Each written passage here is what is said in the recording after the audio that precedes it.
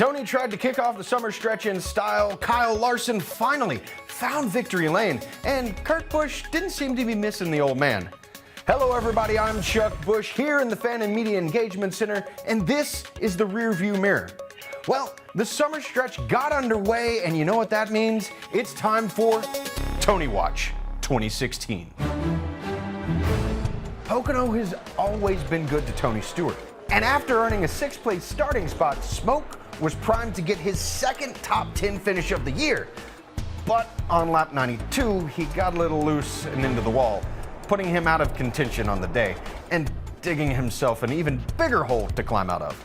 Luckily, he knows a thing or two about digging holes. And now, the word of the week. Here with you to talk about the tricky triangle. We call this the tricky triangle, and that's why. Tricky. No, Not turn four here. Here we go again.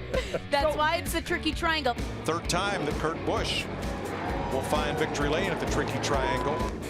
We saw a little bit of everything in the Xfinity Series race. Kyle Larson was able to break that string of bad luck he's been having with a win at the tricky triangle. But that's probably because there wasn't enough time for something to go wrong. Just after halfway, the rain came, and the race was called. I'd say that was a good decision after track drying efforts went up in smoke. After a total washout on Sunday, all the teams were left standing in the Poco rain, which meant we were in store for a little Monday matinee. Like many Pocono races, this one would come down to fuel strategy.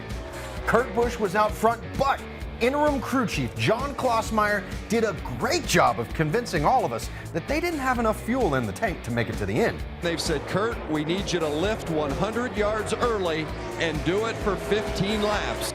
Now, either Kurt stretched the fuel like a champ, or John stretched the truth like a veteran crew chief, because Kurt held on and then had enough left over to do an epic burnout. Now you're just showing off, Kurt. Well, that will do it for this week's episode of the Rearview Mirror. Be sure to check back next week as we look back at the Irish Hills of Michigan. And remember, when you're in Michigan, you have to go to Frosty Joey.